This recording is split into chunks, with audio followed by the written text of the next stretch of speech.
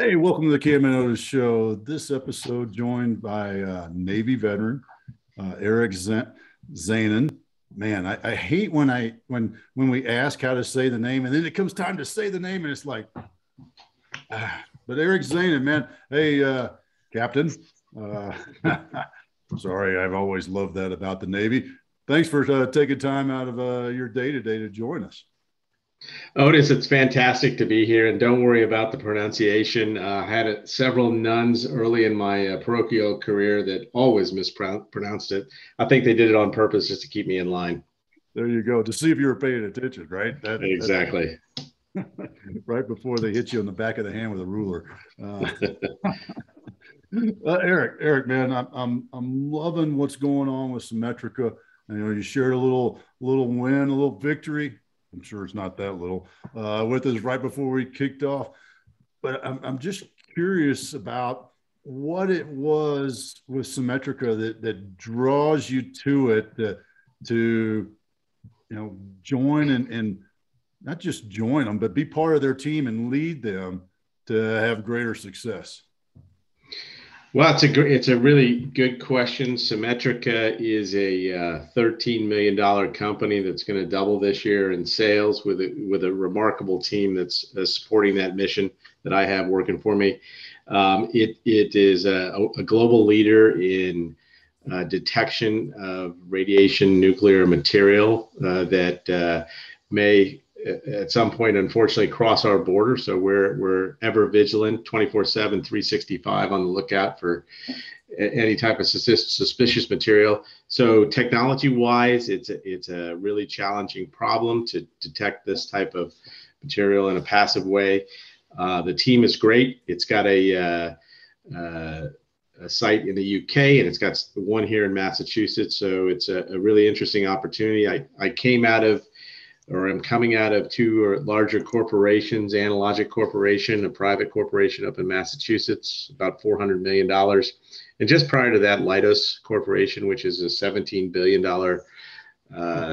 defense and government contractor with 30,000 employees. So the opportunity that was afforded me when they came and approached me to become the next CEO, actually the third CEO in the company's 20-year history, part of the allure was getting back on a highly focused, mission-oriented small team that was dedicated to really being best in class and looking into a really unique space. And I can tell you that over a 30-year career, active duty and reserves in the Navy, my best job as a commanding officer was when I was one of two officers on a 33-person team that did counterterrorism and force protection. And that small unit type environment was actually one of the best and most challenging positions I've ever had. So that kind of drove me a little bit to the type of company Symetrica is. If that answers the question, Otis. Yeah, it does. And that, I mean, you answered my follow-up question already, because that is kind of a unique thing that I think we as veterans, thrive to.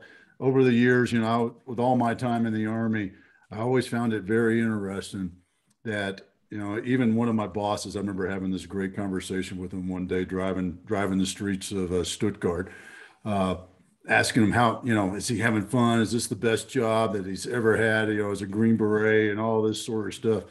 And he said, the higher up I get, the less freedom I have. And it was when I was dealing with these smaller teams that I got the most out of it. And that holds true for me. And I've, a lot of other veterans in the business world have that same feeling. It's that small team that you operate within that makes you feel comfortable. So yeah, that's awesome that you do that. And what I find interesting also is it probably harks a little bit back to your time in the Navy also, because in the Navy you have this, you may be in this one big job, or really any military service, right, where there's just people all over the place, and then you transition into your PCS, to use our military term, the permanent change of station.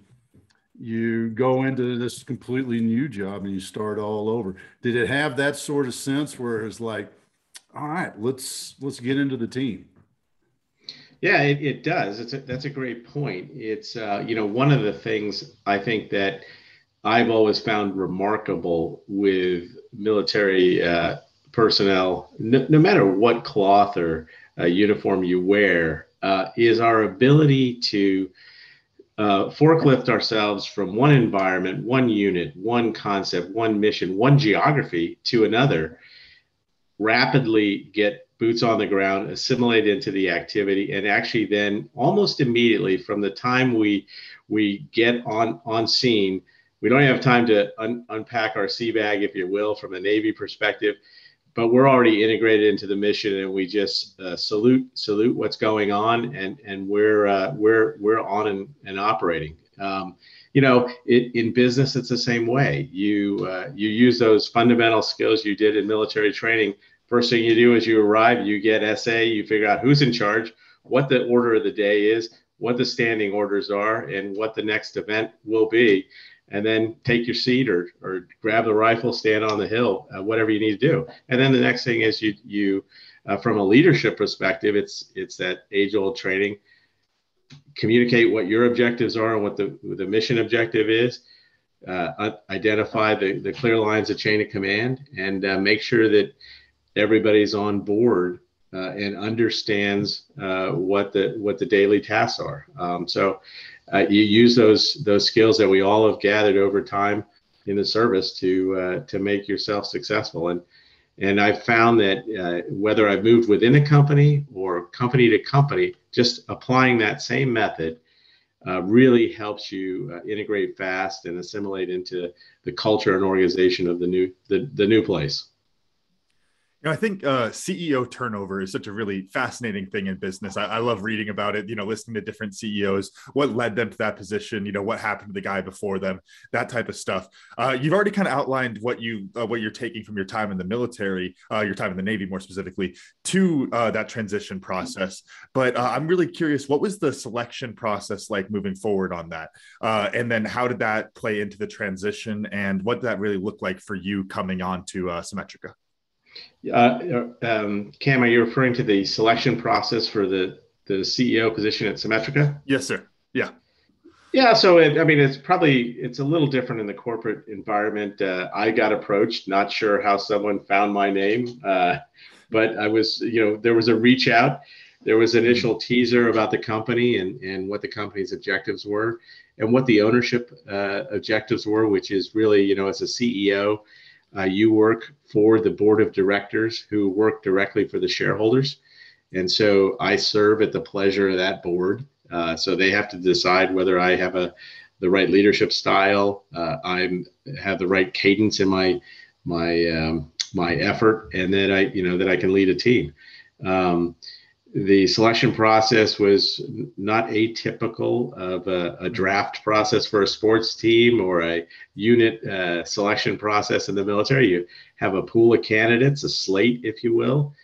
There's an interview process, a down select. They get to know me, I get to know them. We effectively buy each other. And, I was lucky enough, not sure how, because I'm sure the other gents were fully qualified and probably more capable, but I got the opportunity and the nod was given, and take the field. Here's the ball. One of the things I've always been fascinated by, and I did this in the military and I've done it a bit in the business, is when you step into that role, is creating that vision. Because now you're the one that's supposed to be leading that vision. You're the CEO. So when you stepped into that role, how did you, your process, or I guess is probably what I'm curious about, to share that lesson for others, is your process for creating that vision. Because you've been doing this stuff for a long time, and now you're in this new company that you're kind of learning about, and your job is to create a vision for where it's going to go next. So curious, how'd you do that? What's the process? Yeah, that's a really good, insight into the turnover and onboarding process that a CEO has. A lot of positions within a company or a team, you get a little bit of time. People afford you some grace period of learning where you can come up to speed at some pace which is relevant to the organization. Mm-hmm. It's a little different as a CEO, a commanding officer, because day one, you step on the stage, the lights go on, and everybody is looking towards you for direction and answers. They're also evaluating on whether or not you'll slip up. And so you're on. I had the good fortune over time to look up and learn from those in front of me, good and bad, in leadership. And I wrote notes, and I said, when I take command, I'm going to have a command philosophy, and I'm going to impart that almost immediately. I have some stylistic things that I always believe is, in your first few moments or days on a job, spend more time listening and watching and observing than judging and prognosticating. So, if you are the more authoritative type, you tend to come in right away and start directing. I'm subscribe to a little bit more of a servant leadership style, which is let me get on the ground, let me sit quietly and see who really the A team is and who's making things happen, and just listen to the troops, if you will, and then when the time is right, because oh, by the way, you've already got a script in your back pocket. You roll it out, and but being prepared, working the extra few hours at night, and getting up a little earlier, and really studying the environment and listening to the problems and understanding that those before you did a good job, and your job is not to look in the rearview mirror and cast criticism in the past, but to say it's mine now. I own it. I own the ship. I own the responsibility, and how can I make it better and turn it over to the next individual in a better way? It's a journey. It's not a moment. With that, you touched on a great point, which is listening more than you're talking in that first stretch of time.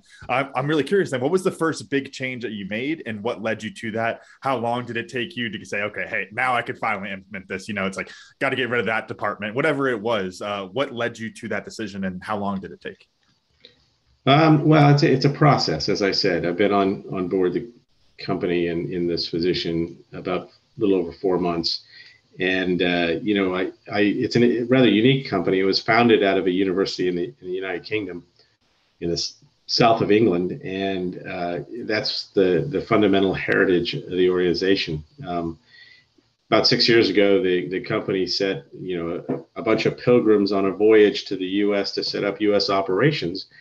And they did a great job at that. And so now you have two sites that, in many ways, like small teams in the military, they kind of take on their own DNA and their own cultures. And as a small company, I came in saying that, we're too small subscale to grow as two individual companies. Let me bring it closer together. So the first thing I did is said, there's one Symetrica, one mission. So I've begun to reintegrate both teams into one, and changing the functional alignment of the leadership structure and the operations. And so that when you look at everything from business development to engineering to operations, I've done probably, which is a little bit counter to my predecessor, in that I put it all back together. And I said, you can do a lot of things with 65 people, but when you split them in two, it's a lot harder. So use best in class capability and culture together to get the better outcome. So that's the first thing we've done. And then, there's a little bit of, blocking and tackling, probably organizational carpentry, if you will, in which I've started to realign the finance team into one. And then in a back office view, because a lot of what we do, in fact, the fact that you're using a podcast and internet capability, you need those back office systems. There were, two different financial systems, two different operational planning systems. I'm putting those all back on a single platform to make it, common operating picture, COP. We love that in the military.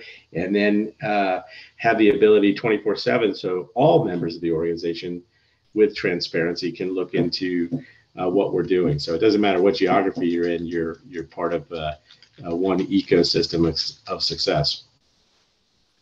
Have you started to Go ahead. I'm just going to say, have you started to see any sort of impact along the lower, and not that I don't know the full organization structure of Symetrica, but on the lower levels of things, the people that might have been a little bit more disconnected, are you starting to see that culture spreading a little bit more and that a little bit more of alignment of purpose since you made this change, or do you think it's a little early to tell? Yeah, I'm seeing, beacons of light. We're not the shining city on the hill yet, but we're getting there. But I'm starting to see beacons of light. The company has 65 people, as I mentioned a couple seconds ago. For a long time, having a town hall wasn't or an all hands meeting wasn't a practice. And from month one on the job, and respecting the nature of the pandemic here, I said, let's have a town hall. Let's do it on Teams. I'll make sure that I'm present to it. The first thing I did was have a presentation ready, so I have information to share. The whole company didn't see the financials, didn't see some of the mission critical items, and didn't always hear maybe some of the issues that were gaps in our ability to achieve. So some of the more negative things that are happening, and bad news. But I did exactly the opposite. I'm just going to put it out there. I'm going to put out the goals. I'm going to put out the finances. I'm going to put out the opportunities in front of us and share all that. And I had my fourth one in September, and I had a number of people call me up and email me and say, wow, we've never had access to this information. We've never heard the vision for the company. And I'm not doing anything that's new. I'm just saying, here's the mission. Here's where we are. Here's what you need to do to help me be successful. It's not just me, it's we. So that's having a good impact. One of the things that I put up hey, this is Eric in one of the slides in the first town hall in June. And I said, communicate. Good or bad news, tell me. Be open and honest. And then I said the number 2 bullet is, I work for you. We work for each other. That was kind of the theme. So everybody needs to get on board that culture. I am seeing that's really having a real positive effect on the team is their ability to understand where we're going, what the roadmap is, their individual contribution to team success. And you just keep reiterating the themes over and over. You'll always have some headwinds in culture that tell you why you can't, why we don't, why we didn't, what the past did. And you really got to anchor yourself in a belief, whatever that belief is, and just keep driving home message. No, that's great. And one of the things that I've known, pardon me, people talk that, but I always find it really interesting to hear that somebody is actually doing those things. You're implementing those things, you're changing that culture. And I'm curious, it may be too soon to tell, but have you noticed an ROI in it? I mean, and I'm not looking for like, hey, we're at 12 million because we do an all hands meeting. We're now at 14 million. Now is it a noticeable thing, or do you feel it in your gut? Kind of where are you at with it? Well, I think what's noticeable is that the leadership team, which supports, and I say it's a shared leadership team. I'm one seat at the table, but the leadership team begins to use the language that I'm speaking to the people that work for them. They are using some of the tools I've brought in smaller group meetings. They're reinforcing message. So when I say one Symetrica, one mission, I've heard it, I've seen it in emails, so I know it's being said. I know that they're aligning their actions with those words, and you're absolutely right. It's one thing to talk about things or to create a corporate sewing circle, but it's another thing to actually take those words to action. And actually, it's not words. It's really the outcome is based on what your walk is, not what your talk is. That's that leadership example, right? Leading by example. Do not do as I say, not as I do, but actually do as I'm doing and I'm saying too. That's a well done on that. I'm sure that's a little bit of a lesson that you had to have learned in the Navy at some point. You know, was it a senior chief, a petty officer? Who you know, is there an attribution you can give to that lesson? Oh, I think, and you understand, and I'm sure can appreciate it's probably like the sergeant major, but the chief petty officer in the Navy is the kind of center focus of any small group within the organization structure of a Navy unit. And a chief petty officer has really two missions. One is to make sure the work is getting done and being the central supervisory figure within a division structure in the Navy. And the second part of their job, which almost may be a bigger job, is to educate the junior officer into how to be the best leader. And that's a mission they take very seriously. And because they know that if they fail in that responsibility, well, guess what? When that JO grows up and starts to shave and has a real job and it has to become an executive officer or even bigger, a commanding officer, it's those fundamental teachings of the chief petty officer that pay dividend 10 years down the road in a number one or number two position within a unit. That's great. I'm laughing on a number of levels. The junior officer finally growing up enough to shave and being responsible. Yeah, we had the same thing in the Army. Mine was actually the first sergeant, so one level down from sergeant major. But yeah, my first sergeant taught me a lot of lessons when I was a brand new lieutenant in the Army. Now here's the thing that this just popped into my head. The rest of the world doesn't have that. They don't have leadership. They don't have the NCO, the doer expert, in that setup in this kind of and it's semi-formal training environment, right? I mean, that is part of their response. Senior NCOs understand it's part of their responsibility to train their next commander, sort of thing. How would you just, and I'm putting you on the spot here because this is just, I find this really fascinating because I hadn't thought of this before. How would you design something like that outside of the military?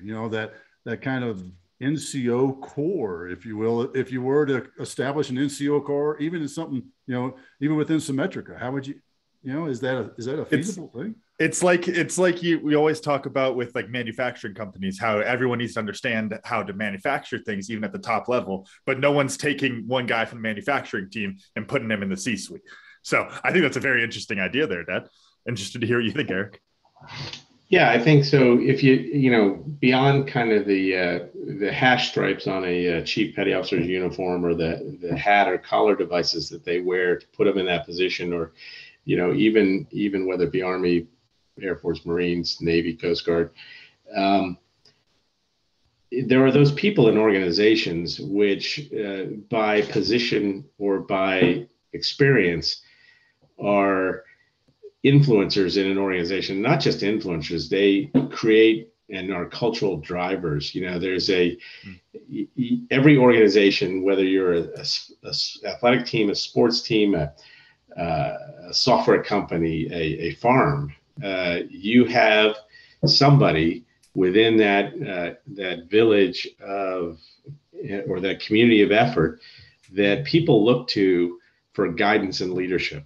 And they may not sit on the top, and oftentimes they don't, but they're the people that when they give the nod, when they say a few things, when they close out the day, or when they even just tip their hand to say, go do this, it gets done. I think it's a Yiddish word, maven, which it's the mavens out there. It's the people that have the knowledge of the organization, and they are, to use your term, the tribe. They're the tribal guardians of both the power and the knowledge of how things work. And when you find those people, whether they be an accounting manager or a manufacturing supervisor, test engineer, when you identify those people, it's pretty easy to do in organizations. You tend to the way you work them into the plan and the way you work their voice into the magic of the symphony called leadership is you allow them a podium. You actually give them a voice within the organization. That's what I do, is to say, you know, I want you to speak about this, or, hey, let's go listen to Tom or Maria or, you know, Ivan out on the floor, and let's just spend 10 minutes and let them tell their view of the problem. Oftentimes you'll find that when you try to do a Kaizen event, which is make operations more efficient, what they've proven over time is you can hire a bunch of consultants in, you can hire a bunch of brilliant C-suite individuals to come down and look at the floor and tell the employees how to do things better. But the best way to do it is actually just give them a whiteboard and a pen and say, if you were king for the day or queen for the day and running this operation, how would you make it better? Well, my goodness, these people can write down 30 things to Sunday and say, here's the script. And all you really got to do as a leader is be smart enough to recognize that the people that do it every day probably have the best insight on how to make their organization better, whether it be the mail system, USPS, or a company like Symetrica or Ford Motor Company. These are the people that actually can give you the roadmap to success. So I guess to answer the fundamental question is you identify the people that are the tribal leaders, not by position, but by who they are, and you leverage the heck out of them. I really love that answer, because I know, you know, especially going back to schooling, and then you read all these different stories about different businesses, you know, like we were talking about CEO selection earlier, how a lot of the time as people want to move up, they recognize the type of thing we're talking about, where the person on the lower level understands it the best, and they're the ones who can create the change. But that doesn't necessarily mean they're suited for the next level up. Just like you said earlier, Dad, the higher up you get, the less small team impact you get, the less fun it is. You know, you don't get to do your job anymore. And so I love your solution there, Eric, because it takes that knowledge, it takes that recognition, but then it doesn't spoil it by putting the person in a completely wrong situation that they don't have any desire to be in. And I think that's really, really big there. And then the other aspect that I wanted to make sure we emphasize there is the framing of the question. You know, when you go down to the manufacturing floor, it's not what do you think I should do better? Because that feels like they're about to get fired. That feels like you're setting them up for a terrible situation. It's okay. Hey, if I wasn't involved, if you were king for a day, I love the way you said that, what would you change? Because when you frame a question that way, it opens them up, and you'll get 30, 40 of those answers rather than, you know, you're pulling teeth just to get 2 or 3 of them. Yeah, it's I mean, you've got to, and you know, some of it is just, you know, humility. You just say, you know, I'll stand up in a town hall and say, you know what, team, I screwed up this one. I really did. I didn't even listen to what I said as a direction. I did what I said I wasn't going to do. I wasn't transparent. And I think if you build that trust, because again, organizations run best when everybody's, you know, at the same level of trust. That it just takes that kind of, you know, we're all here to do a mission. We're not all perfect. We're human beings. We're frail. We're prone to mistakes, but oftentimes the ability to make better decisions is based on the bad decisions you've made in the past and your ability to pick yourself up. I read a really interesting LinkedIn post from Richard Branson, of all people, and he's a good one to follow. And he wrote a little missive on LinkedIn about, you know, hey, leaders out there, empower your people to take chances and risks and make decisions. And that was, you know, everybody knows that. Empower your people. You hear that over and over. Have them make decisions. But there's another part of the story, which is don't get overly excited when they make a decision that they didn't make with all the facts. They didn't have the right thought in mind for the outcome, and they made a mistake. The last part of his article was there's no decision that has been made, or very, very, very few of them in the history of man, that you can't retract yourself from. So there was a cautionary tale to don't get overly excited if they make bad decisions. If they're smart and they take on board the learnings of their past, they won't make that mistake twice. So when you shared your goals, which, oh, by the way, for those listeners out there, if you're not doing that amongst your team and don't have common goals and nested goals and in that sort of sense, and it's not communicated, you really need to consider doing that. That's a foot stomper for you today.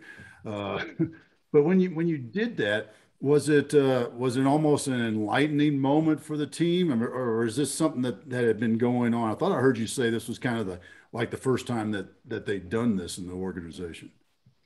Well, I mean, it's a part of the process. As I said, I used the term journey earlier in the podcast here.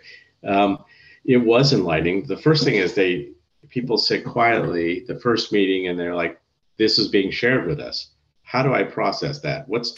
And when you start a new cultural movement, as I said, you got to repeat your message over and over. The first time you do it, people are still, well, what's the end state of this? How can I react? So that takes some time to get there. I have this, always a desire that the way you test whether or not you're successful in goal delivery is a third party should walk in the door of your organization, and that can be a little league team, it can be a church group, it can be a large business, it can be a poker night club. If you can walk into any organization and pull anybody out of the room and say, hey, ma'am, go to that whiteboard, write your organization's goals. And if they can write the top 3 goals on the whiteboard without being coached, without getting a reference guide out there, and maybe the words aren't perfect and the order isn't perfect, but if across the board in my little 65-person organization, if they can all go to the board and articulate in their own way what the organization is, and if it's pretty close, then I know, okay, words have been delivered. That's one part of the communication triangle. Words have been received and heard, and then they're understood. When they're understood and they're embedded, then you've won. Then you've actually accomplished. The first part is make sure people understand what the focus areas are. Anyway, that's my little diatribe there. Well, I got a couple little bit more fun ones as we're getting out towards the end of the episode. So one thing I got from your bio was that you were a commercially licensed pilot. And one thing I always like to ask pilots is, what type of a philosophical impact did it have on you to just fly at such an altitude? I think that's such an interesting thing that not that many people get to experience of, did that change your perspective at all with your first experience? Well, I think in anybody first of all, generally the people that like to fly, we do have probably a little bit of a bent for risk and challenge. They go hand in hand, but there's also once you like flying and once you understand flying's it's mechanical and that you have to use your arms and legs to control the aircraft. The aircraft itself has its own dynamics. The air and weather itself have impart forces on the airplane, and then there's a whole ecosystem of air traffic around you. It's just an interesting set of challenges and problems. The thing that flying teaches you, though, is one thing. Every good pilot, I think, says that they're not a good pilot, that they don't know everything, that they're always learning. And my goodness, if you ask me after a flight, when I get on the ground, did you do well on that flight? I can give you, I didn't do this well, I didn't do that well. You're constantly checking yourself at the door and looking in the mirror and saying, I wasn't the best. But that just means you're calibrating. The other thing about it is, in flying, you have to multitask, and at the same time, you have to be focused. You cannot allow distractions of what happened earlier in the day at home or what is happening 2 weeks from now at the uncomfortable family wedding that you're going to where there's 2 uncles that don't get along. Those kind of things have to kind of go into the background. You have to focus on what you're doing, the task at hand. So those things are enjoyable. And for me, thinking about the business from before sun up to after sundown, when I get up in the air, I'm dialed in and focused. And it's I would say it's for me, it's probably aviation yoga. I get up there and I just really enjoy the opportunity to be up there in the clouds and looking at the world in a different way. I love that. Aviation yoga. I don't think we've gotten that one before, Dad. We've gotten some good answers to that question. My other one that I wanted to ask, a little bit of a type of a current event type thing going on. So, I was reading an article just yesterday in Wall Street Journal talking about the man who's trying to save Christmas. And he was a chief logistics officer for one of the largest toy companies in the US. And his job is to try to figure out how to get all of the toys from China to the US and get them there in time for Christmas, of course, so that kids can be happy and have their beautiful times. And so it's obviously a big logistical problem. But what that made me think of with you is how has the current shipping situations, that kind of, third order of effect from COVID, how has that affected the demand for Symetrica services as far as the, national security and those type of things, with the difference in port traffic and those type of things? What kind of impact has that had? Well, I mean, there's this, the Christmas toy analogy there, and that kind of look at one aspect of global logistics. It's pretty clear there's some challenges of the Long Beach and LA ports in the whole supply chain in the U.S. That's well documented, but it's a multi-level challenge. It's geopolitical. It's got environmental issues associated with it. If you know what some of the driver situations are in California, some trucks which could carry product are not able to get to the ports because they don't comply with the latest state regulation. You've got work shortages right now due to COVID.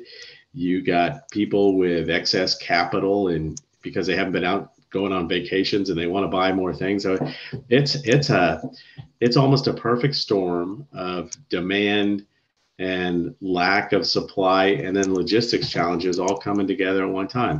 All of them, though, are very fixable and manageable. I mean, it was a good thing to say we should upgrade the exhaust standards for truckers. But some are independent, and some have to pay for the new trucks, and it's hard to do, and cost of living goes up. So there's just challenges. I mean, you just have to step back and say, well, how do we solve this? And it's going to be fixed. It's the nature of what we do as Americans and what we do as a global supply chain. We'll fix it. It's going to take a little bit of time. Maybe the Christmas story can still be a joyful one if you go downstairs and you pull out the old piece of plywood and you cut out the shape of a doll or a little toy gun or a baseball bat, and you make your own with your child, and you say, well, the Christmas gift is still there and the miracle is a miracle. I mean, there's another way to make hay out of maybe a lesser moment where you don't get that electronic, loud, noisy toy that your sister gives your children because she likes to give her nephews noise toys. So there's probably another way to make that Christmas spirit live on. By the way, I am that uncle. What is the loudest, noisiest, brightest toy out there on the market? Because that's what my nieces and nephews are getting. Well, they're all grown now, but that's you're the fun uncle, so they love that. Yeah. Well, go ahead, Kevin. Sorry, I was going to say on the more specific level for Symetrica, how have all these changes either increased or decreased the demand? Because I see it as a traffic issue. You're talking about the radiation sensors at ports. Is that something where you're pretty independent of that stuff going on? Or is it something that's impacting your business in a positive or negative way? Well, I mean, so our biggest customer in the U.S. is the U.S. government. So we have 1,400 as a country, 1,400 portals out there, which are in operation and doing a great job. So our ability to upgrade those is just going to take a little bit longer. And it's going to require us to be creative in how we source components and how we build product. I don't think there's any crack in the fence line because of the global logistics issue. It just requires a little more creativity on multiple levels. And when you're partnered with the government, and we all understand the mission, we'll do what it takes to ensure that we don't have, as I said, an open fence line or any kind of lapse in security for protecting our citizenry. So I mean, it's an impact. It's manageable. We're figuring it out, and there's a lot of good things that come out of it. Being able to collaborate over the web like we're doing, and look at alternative designs is actually in some ways forced engineering to go back in and drive to figuring it out. It's what you do in a tough situation. It is, and continuing to do that is a great thing. And I can tell you, from my Homeland Security experiences back in whenever that was, a long time ago, there's a lot of things that happen behind the scenes that most folks don't know, and boy, they should be thankful for it. So I'm glad y'all are doing that and making sure that fence line, as you put it, is still there. And I'd also like to, as I stole the floor from Camden, I got you now, Camden. I'm doing the talking. I'm not even going to take a breath for the next 20 minutes. No. But really what I want to do is I want to shift to what we learned. And for me, man, I'm going to go back to the reiteration of communication as a leader. I've said this with clients. I've said this in keynotes I've given. You can't just say it once. You can't just slap it up on the board. You got to say it over and over and over again. And your ideal outcome of people on the team being able to go and in their own mind and in their own words, not memorize, but knowing what those goals are, so that they know that what they do supports the achievement of those goals of the organization. So that is a foot stomper to just continue to remind folks about that. Hey, even if you're not the manager, you can still lead up by demonstrating that for the rest of your team. So that's what I learned, kind of the reiteration of a lesson that is so important as leaders. Camden, how about you?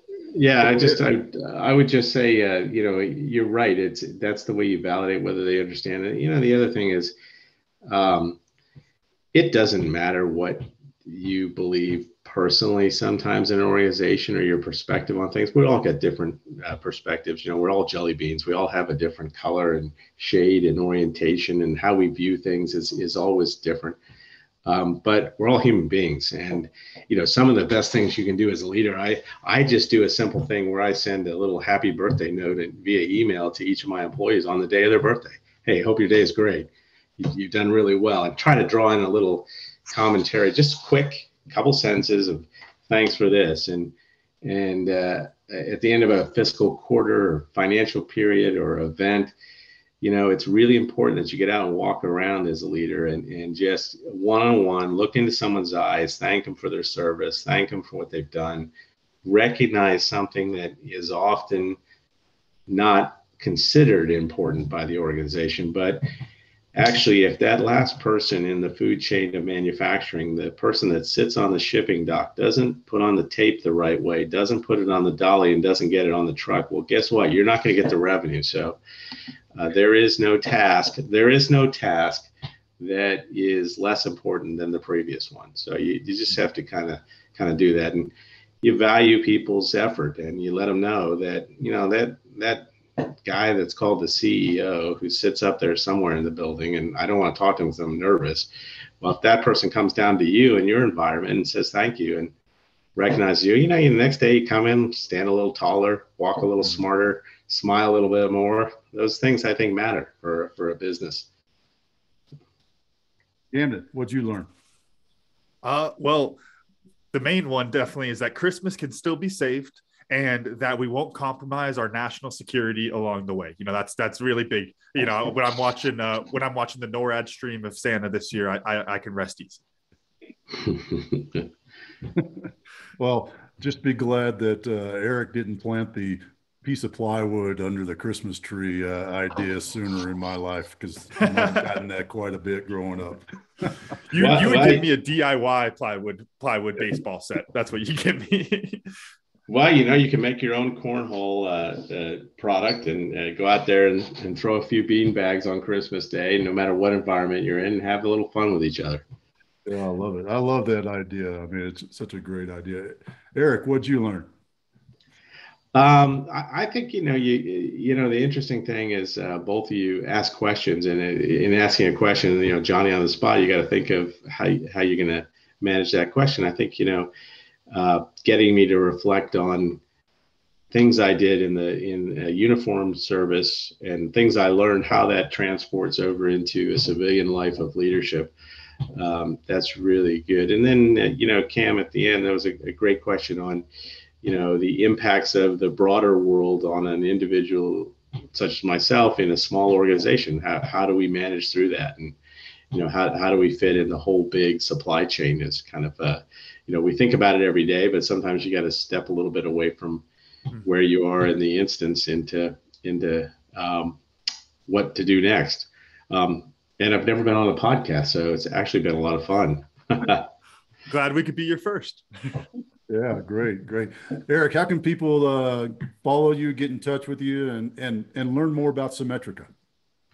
Well, you connect with me on LinkedIn. You could reach out, and if you reach out through LinkedIn, send me a message. I'll follow up, and if there's anybody I can help in their careers progress, or somebody wants to ask how I did it, I'm not a very smart guy, but I can probably get you to the right person that can give you a good answer. I just tell you the way I did it, and take from that what you will, and do the right things every day. Just believe in what you believe in, hold fast to that, and do the right things. Be honest with people. That's great. Camden, run us out. All right. Thank you all for listening to today's show. Special thanks to our guest, Eric Zanin, and our sponsor, Tribe and Purpose. Find your purpose, find your tribe. You can check out recent episodes of The Cam and Otis Show on Spotify, Apple Podcasts, wherever you get your podcasts, and check out a full archive at thecamandotishow.buzzsprout.com. The Cam and Otis Show is on Facebook, Instagram, and Twitter. Thanks again, and we'll see you all next time.